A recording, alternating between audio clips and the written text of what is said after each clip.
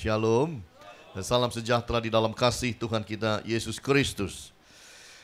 Sekarang orang kalau ke tol itu tidak mudah. Mau ngebut sedikit sudah mulai mikir bahwa bisa direkam oleh CCTV. Ada speed gun yang juga bisa ditembakkan untuk membaca speed saudara. Saya pernah mengalami kena tembak speed gun waktu saya ada di Australia.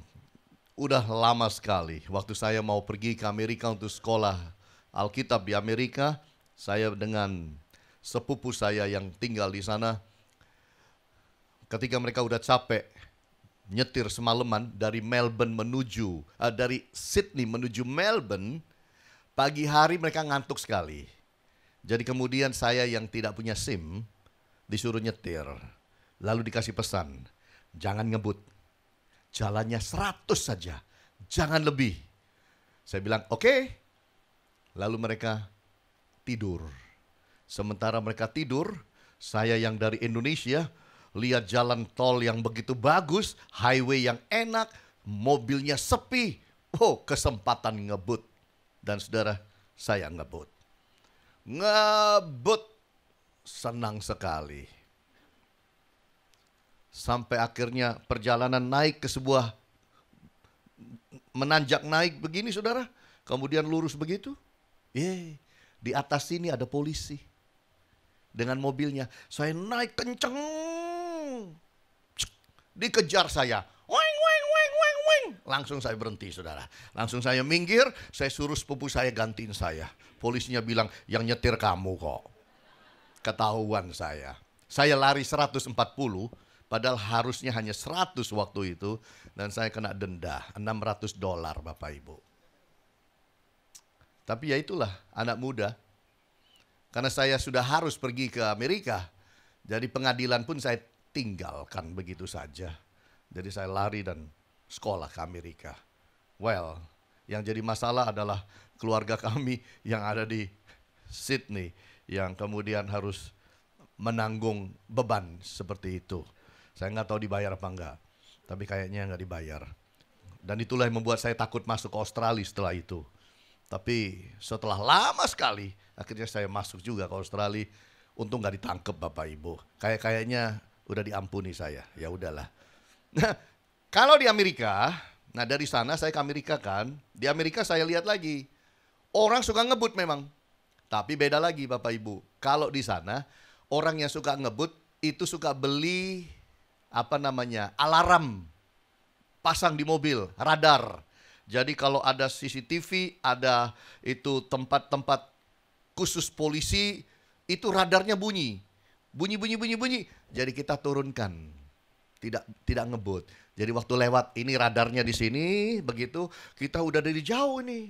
Udah radarnya bunyi. Wah, radar bunyi kita pelan. Lewat sini ngebut lagi. Itu teman-teman saya biasa begitu. Saya di Amerika tidak ngebut Bapak Ibu. Kalau Amerika takut saya. Dan saya sudah bertobat Bapak Ibu. Semoga juga di Indonesia saya bertobat Bapak Ibu. Ya. Anyway. Jadi di Amerika itu orang punya radar untuk memberitahu. Mengingatkan. Ada kasih warning supaya orang hati-hati. Polisinya jauh lebih pandai. Kenapa saudara tahu? Karena polisi tahu banyak pengendara pakai radar, polisinya pasang juga radar-radar palsu. Banyak di jalan tol. Jadi radar kita bunyi, awas ada polisi, kita stop. Padahal nggak ada, dibohongi radar. Jadi radar bohongi radar Bapak Ibu. Jadi banyak orang akhirnya slow down semua di dalam hal ini. Nah bicara mengenai warning, di Alkitab juga ada warning Bapak Ibu. Nah hari ini saya mau bicara itu. Saya mau bicara mengenai the warning. Di dalam Alkitab ada peringatan, ada warning. Yang saudara dan saya kita harus hati-hati. Karena kalau kita tidak hati-hati, bahaya sangat-sangat fatal. Bisa mengganggu hidup saudara dan saya. Kalau dalam hal melewati jalan tol dengan ngebut, itu saja sudah ada warning, kita harus hati-hati. Apalagi dalam kehidupan kita. Warning yang dimaksudkan oleh Yesus adalah warning mengenai masa akhir zaman. Bagaimana saudara dan saya, kita harus hati-hati memperhatikan peringatan-peringatan Yesus mengenai akhir zaman. Jangan hidup sembarangan, jangan hidup seolah-olah tidak ada peringatan dari Allah, jangan hidup serampangan. Karena kalau tidak, akhir zaman itu akan jadi seperti ombak yang menghantam hidup saudara dan saya. Nah, saya ingin bawa kita lihat di dalam Matius. Kita mau baca dahulu saja dari ayat Fatsal 24, ayat 3 sampai ayat 14. Matius 24, ayat 3 saja kita mulai sampai ayat 14. Saya bacakan. Ketika Yesus duduk di atas bukit Zaitun, datanglah murid-muridnya kepadanya untuk bercakap-cakap sendirian dengan dia, private ini, dia dan murid saja. Kata mereka, katakanlah kepada kami, bila manakah itu akan terjadi, dan apakah tanda kedatanganmu dan tanda kesudahan dunia? Jawab Yesus kepada mereka, waspadalah supaya jangan ada orang yang menyesatkan kamu. Sebab banyak orang akan datang dengan memakai namaku dan berkata, akulah Mesias. Dan mereka akan menyesatkan banyak orang. Kamu akan mendengar deru perang, atau kabar tentang perang. Namun berawas-awaslah, jangan kamu gelisah, sebab semuanya itu harus terjadi. Tetapi itu belum kesudahannya. Sebab bangsa akan bangkit melawan bangsa dan kerajaan melawan kerajaan. Akan ada kelaparan dan gempa bumi di berbagai tempat. Akan tetapi semuanya itu barulah permulaan penderitaan menjelang zaman baru. Pada waktu itu kamu akan diserahkan supaya disiksa, dan kamu akan dibunuh dan akan dibenci semua bangsa oleh karena namaku. Dan banyak orang akan murtad dan mereka akan saling menyerahkan dan saling membenci. Banyak nabi palsu akan muncul dan menyesatkan banyak orang, dan karena makin bertambahnya kedurhakaan maka kasih kebanyakan orang akan menjadi dingin. Tetapi orang yang bertahan sampai pada kesudahannya akan selamat. Dan Injil Kerajaan ini akan diberitakan di seluruh dunia menjadi kesaksian bagi semua bangsa. Sesudah itu barulah tiba kesudahannya. Dalam ayat-ayat yang kita baca ini, Bapak Ibu, kita akan mempelajari warning, peringatan-peringatan yang Yesus berikan kepada murid. Siapa murid? Bukan hanya 12 murid itu, tapi murid itu adalah saudara dan saya. Nah, warning yang pertama itu apa? Dari ayat-ayat yang saudara dan saya baca, warning yang pertama adalah false Messiah. Yaitu adalah Mesias palsu. Akan bangkit dan akan datang orang-orang yang mengaku dia Mesias. Akan bangkit orang-orang yang disebut nabi-nabi palsu. Bahkan kalau saudara membaca di dalam Fatsal yang ke-24 ini, saudara akan jumpai penekanan Yesus sangat luar biasa mengenai penyesatan. Kenapa? Karena itu ada di dalam ayat yang kelima. Orang akan memakai namaku dan berkata akulah Mesias, dan mereka akan menyesatkan banyak orang. Kemudian di dalam ayat 11, saudara catat saja, banyak nabi palsu akan muncul dan menyesatkan banyak orang. Lalu saudara lihat lagi ayat 23, pada waktu itu jika orang berkata kepada kamu, lihat Mesias ada di sini atau Mesias ada di sana, jangan kamu percaya. Ayat 24, sebab Mesias palsu dan nabi-nabi palsu akan muncul dan mereka akan mengadakan tanda-tanda dan yang dahsyat mujizat sehingga sekiranya mungkin mereka menyesatkan orang pilihan juga. Jadi ayat 26, kalau lihat dia berkata yang ada di padang jangan kamu pergi ke sana. Lihat yang ada dalam bilik jangan kamu percaya. Saudara, kalau saudara lihat penekanan Yesus yang pertama kepada murid adalah hati-hati. Akan muncul nabi palsu, Mesias palsu di akhir zaman. Dia tidak taruh ini, peringatan ini sebagai yang nomor 3, atau nomor 4, atau nomor 5. Tapi ditaruhnya sebagai peringatan nomor 1. That means very, very important. Amin. Artinya sangat penting. Kalau dalam bahasa jurnalistik, tulisan wartawan, maka wartawan itu kalau disuruh tulis berita, mereka harus menulis berita yang paling penting di paragraf pertama. Bukan paragraf ke-8, Karena editor itu gunting di mana saja dia mau. Lah kalau saudara taruh yang penting di bawah, pas digunting, karena nggak cukup muat di halaman, digunting di mana aja. Itu sebabnya wartawan diajar apa yang penting tulis nomor 1 di atas duluan. Nah itu sebabnya kalau kita melihat di dalam kebenaran firman ini, Yesus menaruh yang paling penting dan paling utama, yaitu adalah false Messiah. Ketika saya membaca di dalam, melihat kamus mengenai bahasa asli, itu disebut planao, deceive, artinya menipu. Ini bahasa aslinya. Jadi menyesatkan, menipu. Planao itu artinya membohongi untuk menyesatkan. Jadi akan muncul orang-orang seperti itu yang akan membohongi orang-orang benar, orang-orang yang tulus, orang-orang yang beribadah, dibohongi dengan berita-berita mereka, dengan khotbah-khotbah mereka, dengan ajaran-ajaran mereka untuk disesatkan. Mereka datang dan akan bicara pembicaraan. Planao juga bicara mengenai apa? Membicarakan mengenai membingungkan. Orang benar akan dibuat bingung kalau tidak punya dasar yang baik dan benar. Dan planao juga bicara memimpin ke jalan yang salah dan yang sesat. Itu sebabnya harus hati-hati. Jangan sampai kita yang ibadahnya benar lalu mulai keracunan. Siapa dalam dirinya mau keracunan? Nggak mau. Kita makan makanan, umpama kita beli produk pun kita lihat expirednya kapan. Karena takut keracunan. Tapi kenapa di dalam iman Kristiani kadang-kadang kita sembarangan menerima masukan, khotbah, ajaran dari orang-orang yang tidak jelas. Hanya karena ganteng, hanya karena cantik, hanya karena pandai bicaranya, hanya karena dandanannya dia bagus. Lalu kita terima semua itu. Be very careful. Tuhan sudah kasih warning. Akhir zaman itu nabi palsu dan Mesias palsu muncul. Dan planao bicara membuat salah ambil keputusan. Orang akan dibuat untuk salah ambil keputusan. Dalam hal apa? Dalam hal ibadahnya. Dalam hal yang dia sembah.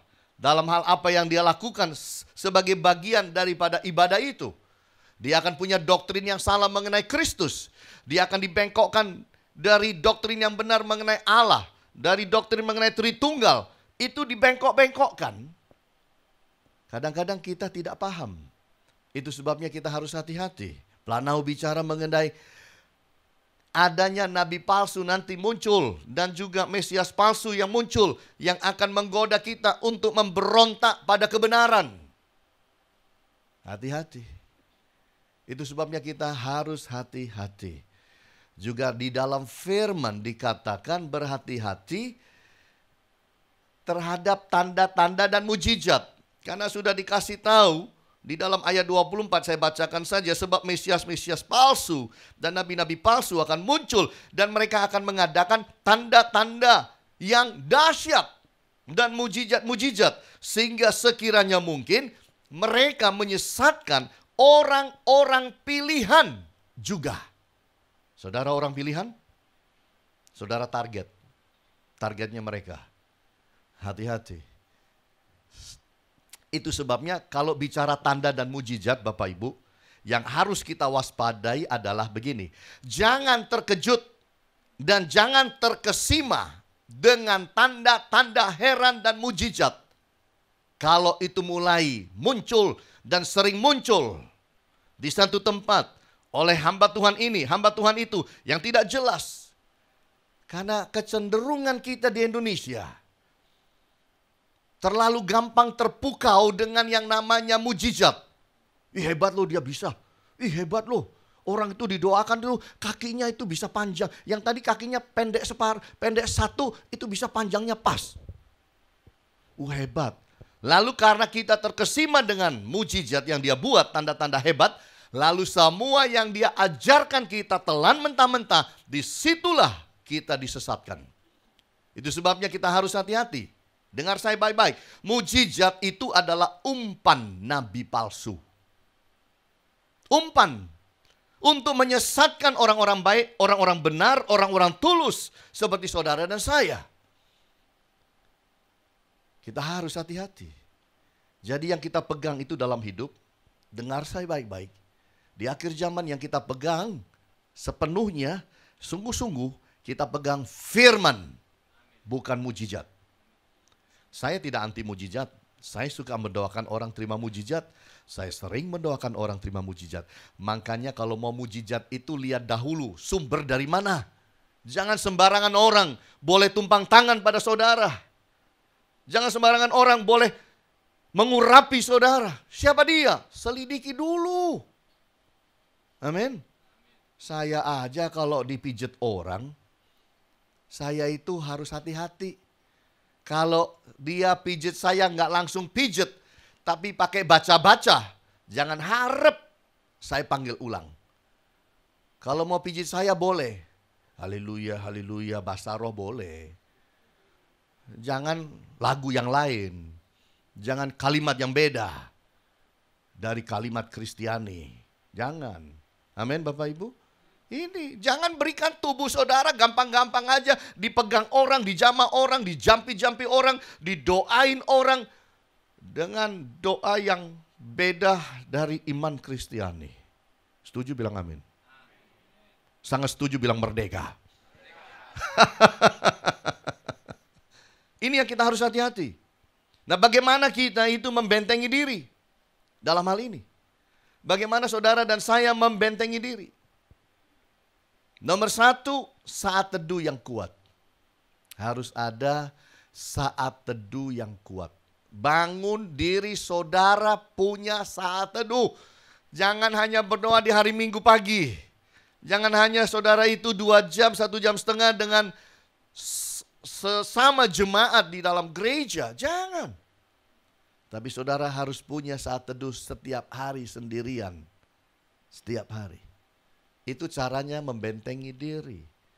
Saya beritahu saudara, orang yang tidak membentengi diri, nanti ketika nabi palsu muncul, nanti ketika Mesias palsu muncul, mereka gampang sekali ada di dalam posisi yang licin untuk dijatuhkan, untuk disesatkan. Itu sebabnya hati-hati. Kita harus penuh dengan Roh Kudus. Ini harus. Jadi mari dalam hidup saudara dan saya, kita harus bangun diri kita penuh dengan Roh Kudus.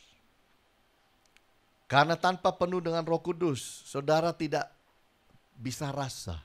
Saya masuk rumah orang saya rasa. Ini rumah ada setan apa enggak saya rasa. Saya masuk kantor orang saya rasa roh yang ada di dalamnya. Saya masuk hotel saya rasa.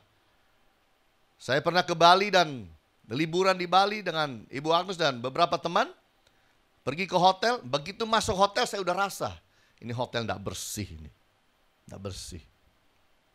Nah saudara tahu, saya kan suka foto. Jadi saya suka foto ruang tamunya, kamar tidurnya. Ibu Agnes dan teman-teman itu lagi di ujung sana. Kamar tidurnya di sini. Mereka lagi di ruang tamu karena itu semacam bukan kamar hotel tapi semacam villa begitu Bapak Ibu dengan 3 kamar. Ada kolam berenang di sana. Kamar saya di situ. Jadi saya foto kamar saya dengan nuansa Bali. Saya foto pakai tripod. Dan dari sini sebentar dari situ, pindah-pindah. Ukuran saya macam-macam. Nah, satu kali waktu saya sedang foto-foto ruangan, saya mau ke toilet. Jadi saya atur ini. Saya taruh di sini. F8, 30 detik.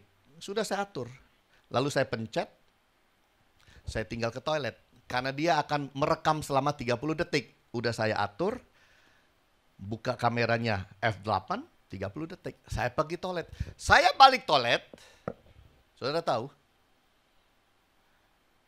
Ukuran di kamera saya berubah. Loh, kok kacau begini? Jadi saya pergi ke Ibu Agnes dan teman-teman. Saya bilang, siapa yang baru masuk kamar saya? Nggak ada yang masuk. Alarm saya bunyi, toeng, begitu. Yang benar nih, ada yang masuk nggak kamar saya? Enggak, saya tanya teman saya yang suka fotografi. Kamu pegang kamera saya nggak di kamar? Enggak, yang jujur nih, pegang nggak? Enggak, oke. Udah ngerti saya. Ternyata ada juga yang hobi fotografi. Tapi tidak kelihatan. Oh, saya usir. Dalam nama Yesus. Usir. Terus saya pergi kolam renang, gelap. Saya pergi ke ujung kolam renang sana. Saya foto begini supaya kelihatan sampai ke sana. Sambil saya foto, saudara tahu, di belakang-belakang saya itu pohon. Gelap semua. Saudara tahu apa yang saya rasakan? Saya merinding. Nggak ngapa-ngapain, merinding aja. Kayaknya ada yang liatin gitu. Kayak ada yang deket-deket begitu. Kerasa. Kalau penuh Roh Kudus, kerasa.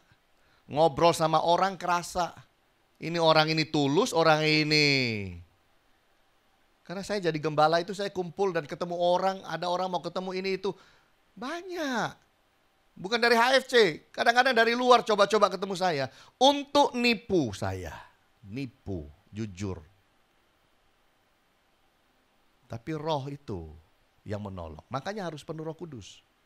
Bagaimana Pak caranya penuh Roh Kudus? Ikut basic training lalu ikut Holy Spirit training. Dan di sana nanti kita doakan saudara supaya penuh Roh Kudus. Nggak cukup cuma baca firman tanpa Roh Kudus, nggak cukup.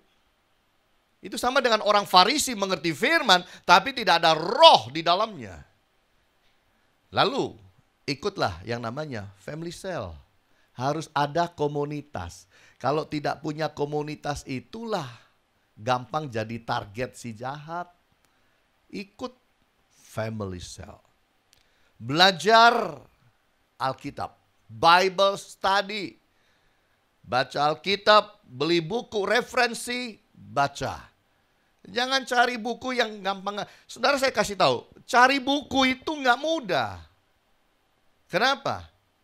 Karena orang kalau di Amerika, kalau buku saudara itu buku Amerika, orang-orang di Amerika itu hobinya itu nulis buku. Cita-citanya nulis buku. Tahu kenapa? Satu kali nulis buku, kalau laku itu 5 juta eksemplar, itu udah kaya raya. Karena satu buku itu royaltinya bisa $3, $5, $10 tergantung perjanjiannya. Kalau 5 juta, saudara dapat satu buku $5, hitung aja berapa puluh miliar saudara dapat. Betul tidak? Makanya di Amerika itu dua ini terkenal. Satu, orang hobi nulis buku. Walaupun orang bodoh, orang gak ngerti apa-apa juga kepingin nulis buku. Yang kedua, mereka ingin bikin album musik. Karena satu album musik itu laku dan jadi ngorbit 3 juta eksemplar, 2 juta eksemplar. Saya kasih tahu, kaya raya. Royaltinya besar sekali. Yang kasihan itu artis-artis di Indonesia. Kasihan karena bikin album sampai banyak ya gitu-gitu aja. Apalagi artis Kristen, kasihan. Saya tahu artis-artis Kristen yang bikin album sampai di atas 10 album, 15 album. Saudara, sampai sekarang juga, makan juga susah. Tapi kalau di luar negeri itu, mereka punya cita-cita bikin satu album aja, meledak. That's it. Kaya raya udah. Itu sebabnya harus penuh Roh Kudus. Belajar Alkitab. Lalu tertanam di dalam gereja lokal. Itu. Pindah terus. Dapat pengajaran macam-macam. Bingung. Pelanau. Bingung. Ya, hati-hati. Tertanam di dalam gereja lokal. Doa dan tanya Tuhan. Kalau Tuhan sudah berkata kepada saudara, engkau di Happy Family Center, ya udah nurut, selesai. Begitu. Kalau Tuhan berkata, saudara sudah di HFC, lalu saudara berdoa dan Tuhan berkata, enggak, kamu pindah ke sana. Itu kita doa lagi. Bila perlu puasa dulu. Apa benar itu? Kalau sudah tertanam di sini, do it. Jalanin saja. Amin. Jadi hati-hati. Supaya kita tidak disesatkan. Jadi yang pertama, warningnya adalah false messiah. Nah yang kedua apa? Yang kedua adalah chaos. Kekacauan. Yesus memberikan warning mengenai kekacauan yang akan terjadi. Ayat 6, kamu akan mendengar deru perang, kabar-kabar tentang perang. Namun berawas-awaslah, jangan kamu gelisah, sebab semua itu harus terjadi. Bangsa bangkit melawan bangsa, kerajaan melawan kerajaan. Akan ada kelaparan, gempa bumi di berbagai tempat. Bahkan dikatakan ayat 9, pada waktu itu kamu akan diserahkan supaya disiksa, kamu akan dibunuh, akan dibenci semua bangsa oleh karena namaku. Jadi ini warning kedua. Apa? Chaos. Bukan kaos. Chaos. Kacau. Dunia ini semakin hebat teknologinya, IT semakin dahsyat, semakin akan kacau. Karena manusia semakin egois. Bangsa demi bangsa saling akan menghancurkan. Perang dan bencana alam itu akan terjadi. Jadi jangan saudara berpikir ke depan itu tambah baik hidup. Tapi saya ingin saudara memahami bahwa perang dan bencana alam gampang-gampang bisa terjadi. Dunia tidak akan ada damai. Walaupun ada PBB, very sorry. Karena Alkitab sudah bilang itu. Ekonomi dunia akan runtuh. Kita sudah alami ini.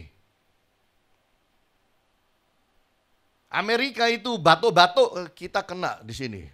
Flu semua ekonominya. Aneh. Di negara lain terjadi itu, apa? Kita kena di sini. Aneh. Karena kita sudah ada di dalam ekonomi yang global. Itu masalahnya. Bisnis jadi sulit dan parah. Semakin sulit. Semakin sulit. Politik akan terganggu. Saudara lihat waktu Indonesia sedang melakukan pemilu. Apa yang terjadi? Kalau saudara paham bahwa laut-laut Indonesia itu didatangi oleh kapal perang dari negara-negara lain. Karena mereka sedang lihat semakin tajam suasana politik yang ada di Indonesia. Udah itu kapal-kapal perang, kapal-kapal selam itu pada dekat-dekat. Katanya bongkar muatan lah, katanya mesin lagi rusak jadi kami berlabuh di sinilah. Oh, apa iya? Ini loh yang sedang kita hadapi itu ini. Lalu kita itu mulai nggak kangkung yang dipikiri, apalagi yang sale ya. Apalagi yang diskon ya. Itu kan yang kita pikirkan. Kita tidak pikirkan yang seperti ini. Aneka perang. Kalau belum terjadi perang yang namanya perang dengan gencatan senjata dan lain-lain, sudah ada perang-perang lain. Bayangan saudara itu jangan perang itu pakai bedil, tembak-tembakan, roket dikirim dan lain sebagainya. Tapi sudah ada perang-perang yang lain. Contoh, perang dagang, ada nggak? Udah muncul kan? Namanya kita sebut trade war, perang dagang. Ini Amerika dan China sedang lakukan itu. Imbasnya kemana? Ke seluruh dunia. Seluruh dunia. Perang ideologi, ada kan? Ini.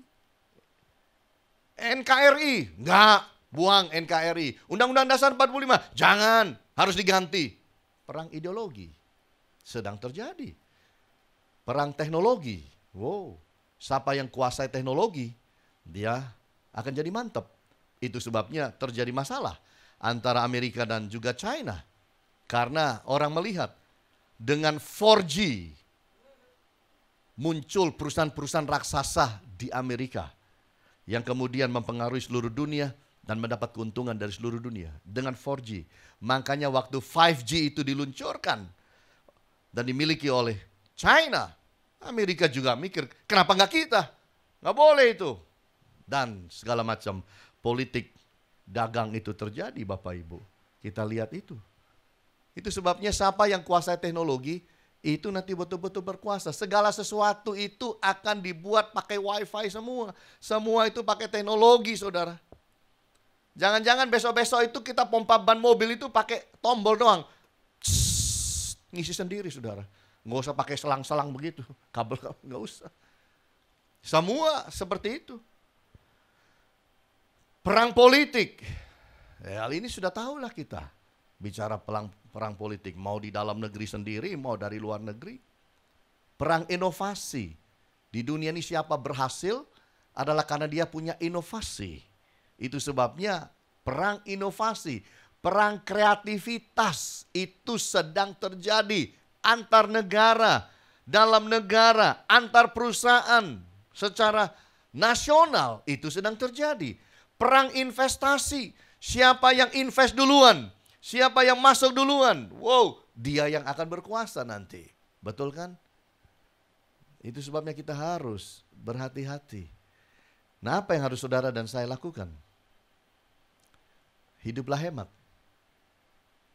Hidup hemat. Karena kita nggak tahu ke depan ini mau seperti apa. Jangan punya uang 1 juta dihabisin juga semua. Punya uang 1 juta, habis 1 juta plus utang kreditnya 3 juta. Oh, ini bunuh diri Bapak Ibu kalau ada hidup seperti ini di akhir zaman. Pegang cash. Harus ada cash. Saudara boleh investasi yang lain. Saudara mau investasi tanah. Coba jual tanah setengah mati. Iya kan? Kalau punya cash perlu apa langsung beli. Tapi kalau saudara semua dijadikan aset dan jadi properti, coba jual. Sama aja kalau mau jual cepat dan laku besok atau minggu depan. Bukankah saudara harus diskon? Rumah 10 miliar. Harganya memang 10 miliar. Harga pasar 10 miliar. Tapi karena mau jual cepat, 7,5. Loh, sama aja rugi dong. Betul kan? Saudara harus kasih harga 7,5. Hati-hati. Pegang cash itu penting. Saya tidak berkata semua jadi cash. Tapi saya berkata cukup cashnya. Karena kita nggak pernah tahu. Liquid itu penting. Nomor 3, investasi high risk. Harus hati-hati. Segala bentuk investasi yang bersifat high risk. Indonesia, saudara taruh investasi high risk dengan risiko tinggi. Indonesia nggak apa-apa. Tapi yang batuk luar negeri sama aja. Indonesia kena. Kan begitu. Bukan nggak boleh. Tapi hati-hati. Jangan semua saudara taruh di high risk. Problem banget. Yang keempat adalah jangan memperbesar hutang. Ini hati-hati. Zaman kayak begini nih. Kenapa? Nggak menentu bacanya. Membaca situasi ke depan itu tidak menentu. Hati-hati. Makanya perlu yang saya sebut ini nomor 5. Yaitu pasang telinga ekonomi. Telinga ini. Bukan telinga dengar musik. Pasang telinga ekonomi. Dengar nih berita-berita ekonomi. Baik dalam negeri maupun di luar negeri. Dengar nih baik-baik. Jangan sembarangan. Supaya jangan kita itu nanti kemudian bermasalah. Karena semua kecantol di investasi saudara yang tidak mudah diuangkan. Problem. Yang ketiga Bapak Ibu. Warning Yesus yang ketiga adalah persecution. Ya, penganiayaan. Penganiayaan gampang terjadi. Ayat 9 itu sampai pada ayat yang ke-14. Satu ayat yang di dalam ayat 9, 10 saya bacakan itu aja. Pada waktu itu kamu akan diserahkan supaya disiksa. Kamu akan dibunuh, akan dibenci oleh semua bangsa karena namaku. Dan banyak orang akan murtad. Dan mereka saling menyerahkan dan saling membenci. Ini kejadian akhir zaman tuh ini.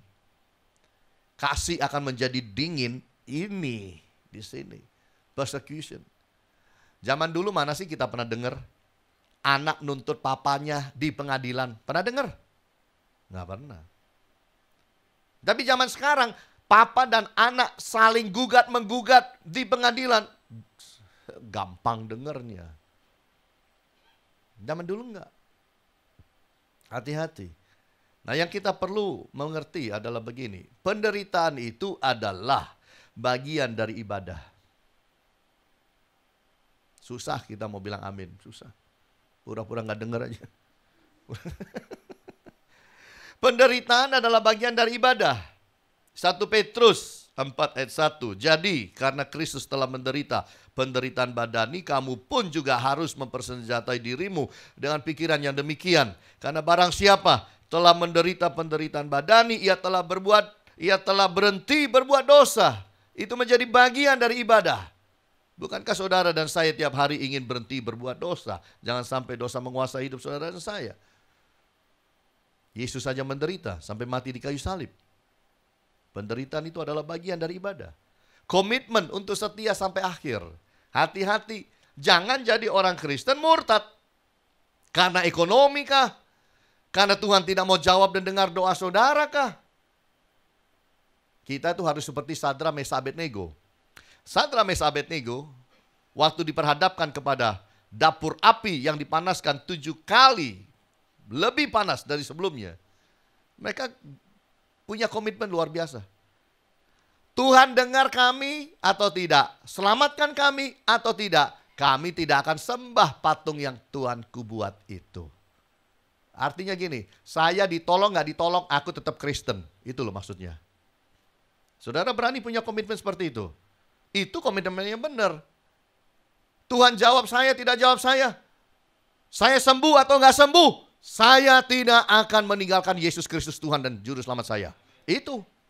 Saya lihat berkat atau tidak lihat berkat, saya tidak peduli. Saya akan tetap setia komitmen pada Yesus sampai kapanpun. Karena hidup di dunia ini paling lama 100 tahun. Tapi hidup di dalam kerajaan sorga itu triliunan tahun dan tidak ada habis-habisnya. Jangan korbankan hidup saudara yang ada di dalam kerajaan sorga yang begitu triliun tahun kekal dengan kebutuhan sesaat di dalam dunia ini. Jangan. Bicara mengenai persecution, bicara mengenai hidup seperti domba di tengah serigala. Itulah yang Yesus sudah peringatkan buat saudara dan saya. Pergilah, sesungguhnya aku mengutus kamu seperti anak domba di tengah apa? Serigala. Jadi kalau saudara dibenci, itu cocok sama firman. Kamu akan dibenci, akan disiksa, akan dibunuh. Ayat 9 itu. Jadi kalau orang Kristen dibenci, haleluya puji Tuhan, cocok sama ayatnya. Kan begitu. Amin gak? Ya amin lah. Itulah jalan salib. Itu jalan salib yang Allah berikan kepada kita. Puji Tuhan. Memang itu yang Tuhan mau. Saya bacakan mengenai ayat mengenai salib. 1 Korintus 1 ayat 18. Nggak ada di PowerPoint saya bacakan. Sebab pemberitaan tentang salib memang adalah kebodohan bagi mereka yang akan binasa. Tapi bagi kita yang diselamatkan, pemberitaan itu adalah kekuatan Allah. Begitu. Renungkan baik-baik. Pemberitaan tentang salib memang adalah kebodohan bagi yang mau binasa. Bagi yang mau binasa, dengar salib, bodoh. Menghinalah, mengoloklah, melecehkanlah, membulilah. Cocok sama firman. Tapi bagi kita itu adalah kekuatan Allah. Amin. Salib itulah yang membuat saudara dan saya dosanya diampuni, disucikan. Kita punya hubungan dengan Kristus, dengan Allah Bapa di surga, dipulihkan. Kita mendapatkan janji hidup yang kekal selama-lamanya. Ucap syukur. Salib. Amin. Karena begini Bapak Ibu. Kalau saudara punya jam, anggap saudara punya jam Rolex. Saudara punya jam Rolex. Kalau ada orang bilang, jam itu jelek, jam itu bodoh, jam itu gak bagus. Yang benar yang mana? Kalau ada saudara pakai jam Rolex asli lalu saudara dikata-katain, kita mah ketawa aja. Yang goblok malu lah. Begitu aja. Iya. Kalau ada lukisan Mona Lisa. Mona Lisa nih. Terus ada yang datang ke museum. Jelek nih. Kayak gini dipajang. Jelek ini. Gambar apa ini? Lukisan bodoh nih. Kita mah ketawa aja. Yang bodoh lukisannya apa yang lihat? Paham nggak? Ya itu. Jadi tenang aja jadi orang Kristen. Semua akan jalan sesuai firman. Kita akan disiksa, kita akan dibenci, kita akan dibunuh, kita akan mengalami penganiayaan. It's okay. Gitu. Amin Bapak Ibu. Iya, nggak boleh kita marah sama orang. Kalau ada orang hina saudara, ampuni saja. Cintai dan kasihilah. Itu juga firman, kasihilah musuh-musuhmu. Wow, cuma Alkitab bisa ajar itu. Cuma Alkitab yang mengajarkan kasihilah musuh-musuhmu. Amin gak? Amin. Jadi namanya persecution itu bisa terjadi. Saya pernah lihat video, tahun lalu punya video, muncul viral. Tentara di China itu yang mengalami dibully oleh komandannya. Jadi tentara ini dipanggil, sini kamu Kristen, ya. Kamu lihat tuh mobil di sana, mobil jeep tentara, ya. Bawa sini mobilnya. Jadi orangnya ke sana, jeepnya dibawa ke sini. Waktu dia ke sana ketawa semua. Saudara tahu kenapa?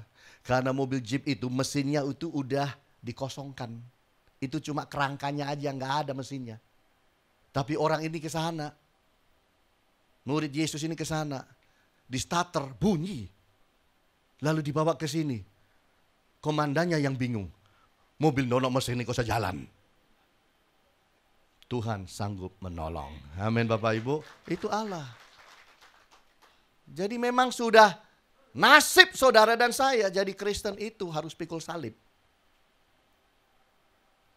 Angel ya, amin. Pak Hani, saya angel khotbah hari ini.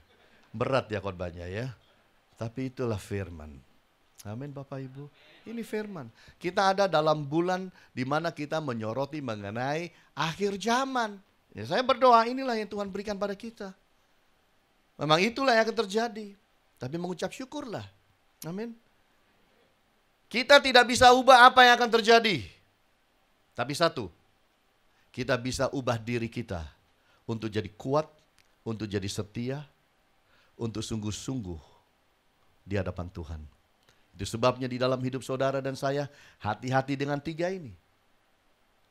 Mesias palsu atau nabi-nabi palsu, chaos yang akan terjadi, kekacauan itu, dan hati-hati terhadap penganiayaan. Semua ini akan terjadi. Be strong.